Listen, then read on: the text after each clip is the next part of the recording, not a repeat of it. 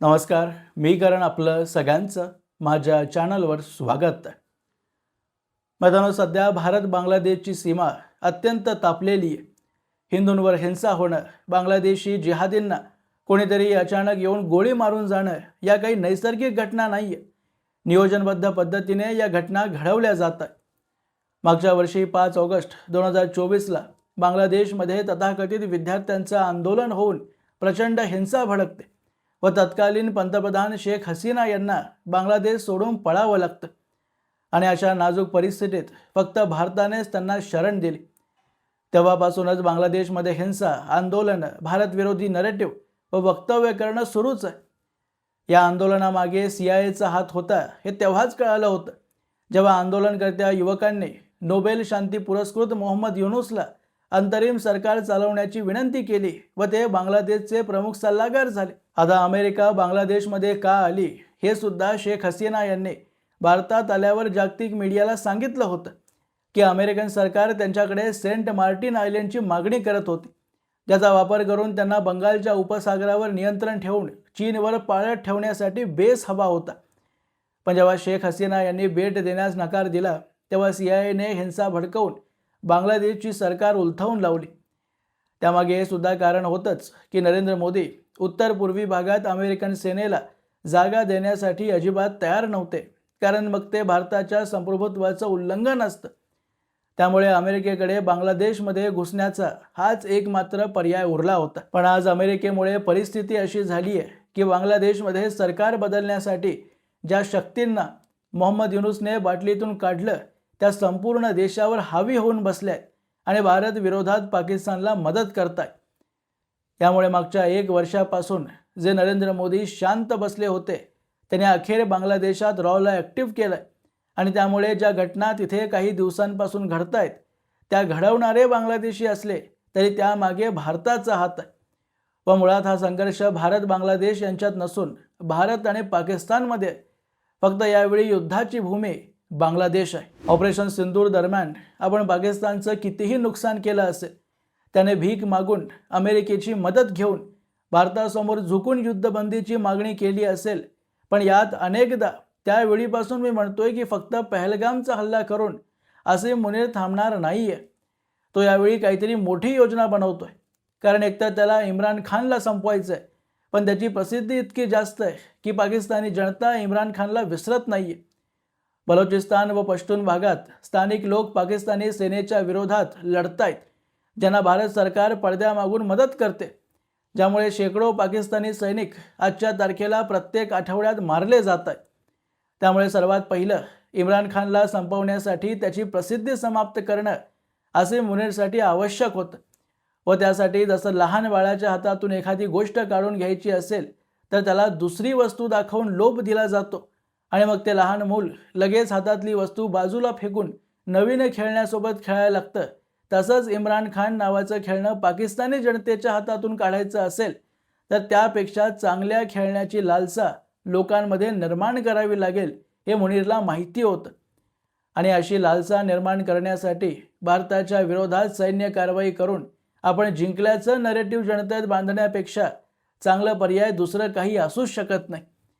ज्याने एकदा का इम्रान खानची प्रसिद्धी कमी झाली की त्याला पूर्वीच्या नेत्यांप्रमाणे तुरुंगात मारून टाकायचं आणि देशात सेनेची जरब पुन्हा एकदा बसवायची, जे असीम मुनीरने पहलगामचा आतंकवादी हल्ला करून केलं. पाकिस्तानचे जवळपास सर्व महत्त्वाचे हवाई अड्डे भारतीय सेनेने उद्ध्वस्त करून टाकले, पण पाकिस्तानात मीडिया मुनीरच्या हातात आहे, ज्यामुळे आपण भारताचे राफेल मारले, S-400 उडवून टाकला असे अनेक नरेटिव्ह उभे करत म्हणजे असीम मुनीरने पाकिस्तानला जिंकवल्याचं चित्र उभं करण्यात मुनीर यशस्वी झाला.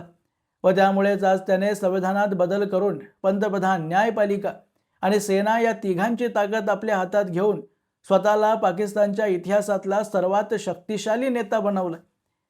आता मुनीरने राजकीय समस्या तर सोडवल्या, पण बलोचिस्तानमध्ये भारताच्या मदतीने बलोच ट्रेन हायजॅक करतायत, त्याला कसं थांबवायचं हा प्रश्न त्यासमोर होता, ज्यासाठी मुनीरने भारताचीच नीती भारताविरोधात वापरायला सुरू केली. भारत जसं काश्मीरमध्ये पाकिस्तानची ताकद कमी व्हावी किंवा कमीत कमी पाकिस्तानला दुसरीकडे व्यस्त ठेवण्यासाठी बलोच व पश्तून लोकांना मदत करतो, आणि पाकिस्तानमध्ये हिंसा भडकावी यासाठी पैसे, हत्यार सर्व काही दिलं जातं. तसंच आसिम मुनीर भारताची ताकद पश्चिमी सीमेवर कमी करण्यासाठी भारत सरकारला बांगलादेशमध्ये व्यस्त ठेवता यावं म्हणून कट्टर इस्लामी जमातच्या लोकांना राजकीय व आर्थिक ताकद पुरवतोय. कारण आज बांगलादेशमध्ये जी काही हिंसा होते, हिंदूंना मारलं जातंय, त्यामागे जमातच आहे. जे तथाकथित विद्यार्थी आंदोलन करतायत ते सुद्धा जमातीशीच संबंधित इतर संघटनांमध्ये काम करतात. आणि हे सर्व मी माझ्या मनाने कथा बनवून सांगत नाहीये, तर स्वतः पाकिस्तानी सेनेचा डायरेक्टर जनरल ऑफ ISPR व आसिम मुनीरचा अत्यंत निकटवर्तीय, जो त्याचा PR सुद्धा सांभाळतो, अहमद शरीफ चौधरीने मीडियाशी संवाद साधताना ऑपरेशन सिंदूर नंतर 5 ऑगस्टला म्हटलं होतं की भारतावर पुढचा हल्ला देशात खूप आतल्या भागात असेल आणि त्याची सुरुवात आम्ही पूर्वी भागातून करू, म्हणजे सिलिगुडी कॉरिडॉर किंवा ज्याला आपण चिकन नेक म्हणतो.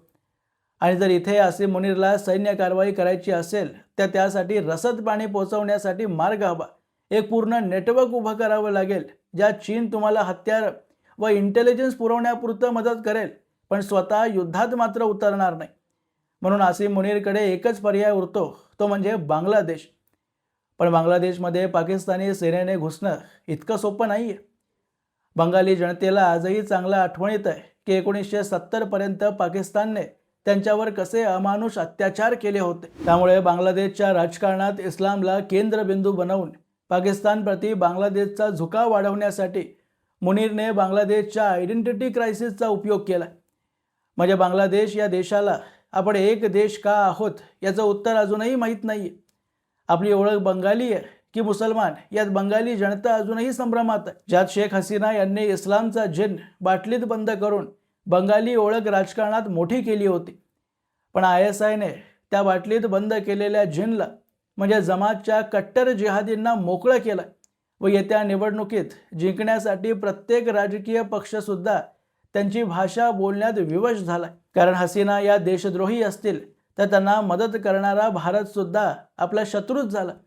आणि त्यांची प्रशंसा करून तुम्ही बांगलादेशमध्ये निवडणूक जिंकणं आज शक्य नाही आहे. त्यामुळे BNP सारखे पक्षसुद्धा जे जमातच्या समर्थनात नाही आहेत पण थेट विरोधातही त्यांच्या बोलत नाही आहेत. पण आता हा इस्लामी जिन भारतासाठी गळ्याचा फास झाल्यासारखा समोर आला. हिंदूंना झाडाला लटकवून त्यांच्या मृत शरीराला सुद्धा तिथले जिहादी मारतायत.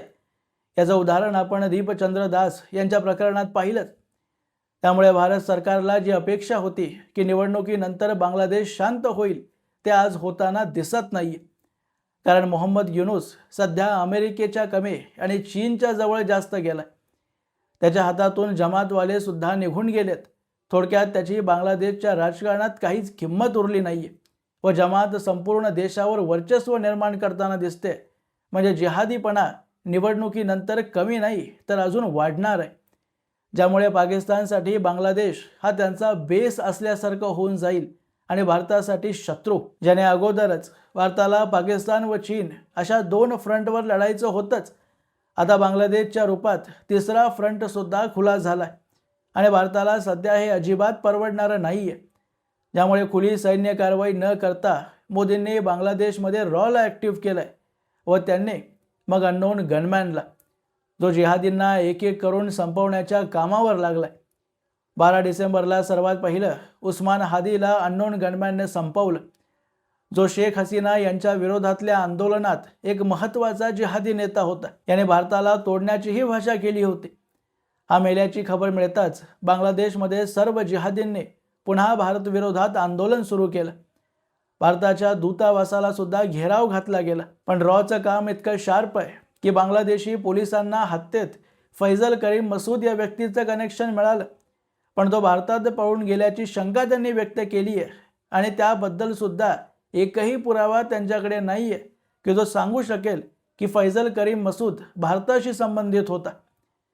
जेव्हा आंदोलन खूपच वाढलं आणि जगभरातल्या मीडियाने उस्मानच्या हत्येला कव्हर केलं पण दीपचंद्र दास यांच्याविषयी एक शब्द सुद्धा काढला नाही, तेव्हा हा नरेटिव्ह आपल्या बाजूला फिरवण्यासाठी शेख हसीना यांना भारताच्या बाजूने वक्तव्य देण्यासाठी PMO मधून सांगितलं गेलं असेल. म्हणूनच त्यांनी ANIला एक मुलाखत दिली ज्यात त्या म्हणाल्या की भारताच्या सीमेवर आंदोलन हिंसा होत असेल तर त्यांना स्वतःच्या सुरक्षेविषयी चिंता वाटणं साहजिक आहे व त्यासाठी भारताने कारवाई सुद्धा केली पाहिजे। यासोबतच त्यांनी बांगलादेशच्या परिस्थितीला फक्त युनूसच जबाबदार असल्याचं सांगितलं, जे की युनूससाठी भारताकडून संदेश होता की भारत यापेक्षा अधिक हिंदू विरोधात हिंसा सहन करणार नाही व तुम्ही कारवाई करण्याची वाटही बघणार नाही।